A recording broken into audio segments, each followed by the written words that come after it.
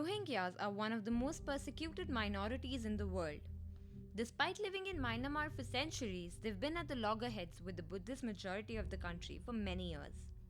The discriminatory policies of the Burmese government has forced them to flee their motherland and sought refuge in other countries.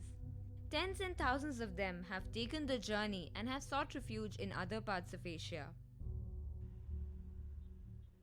35 kilometers away from the main city of Chennai, in the southern state of India, the refugee camp is a makeshift home to this Muslim minority. Over 10,000 Rohingyas have fled to India, and a few hundreds have taken shelter in the refugee camps set up in Kelambakam. The refugees moved to these camps in the hope of a better life. The Dalals too portrayed India as a safe haven, and the Rohingyas paid a hefty amount for this. Time में मैं Burma डर कर Burma से निकल गया निकल से बांग्लादेश में आया बांग्लादेश में एर रात सो गया सुबह दलाल वाला मेरे को लेकर इंडिया बॉर्डर में लेकर आया था इंडिया बॉर्डर से फिर कोलकाता में फर्स्ट डे कोलकाता से एक आदमी मेरे को तमिलनाडु चेन्नई में बेच दिया था बेच कर 20,000 पैसा लेकर दलाल वाला भाग गया. They were further manipulated by the Dalals regarding the easy availability of jobs in India. But the reality is otherwise. Most of the people living in the camp resort to odd jobs like rag picking. With the help of United Nations High Commission for Refugees, they've been given a shelter over their heads. But the camp lacks basic amenities. There are 21 families in the camp and a total of 105 people, out of which 13 are infants. There's just one tap for water outside, which is used by all the refugees. The sanitation condition is in a state of despair too. They wash their clothes and take a bath out in the open, and the rooms in which the refugees stay are congested, dim lit, and with the onset of monsoon, the condition will get worse. Apart from infants, there are pregnant women, and the condition of the camp is not suitable for either of them.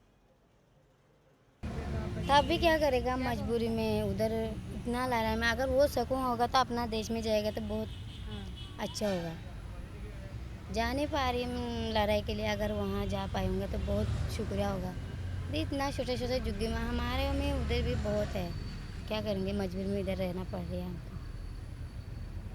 The space that is given to each family is very small and insufficient. There are kitchens both inside and outside the rooms. The refugees say that they are not given any kind of support by the government under the public distribution system, and it is very difficult for them to make the ends meet.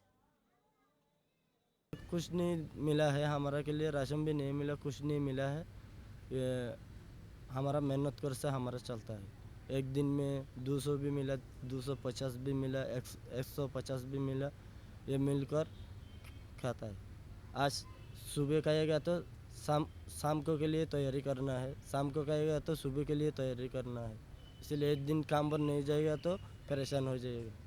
Access to education for children is another concern. Although the families claim that the young ones go to school, but on our 2-day visit to the camp, we found them in and around their dwelling. However, a few have unfulfilled dreams of going to school, but not all. उधर बहुत जुल्म होता है ना उधर बंद कर दिया स्कूल में जा नहीं पाती हूँ जो नेपाल होता है ना वो जा पाते हैं हम नहीं जा पाती हूँ उधर कैसे स्कूल पढ़ेंगे अरबी पढ़ा हमने. उसके बाद पढ़ाई की इच्छा तो होती होगी. हाँ हम अपना बोलती हम स्कूल नहीं पढ़ पाई बहुत शौक थी हमको स्कूल पढ़ने के लिए पूरा कर नहीं पाई.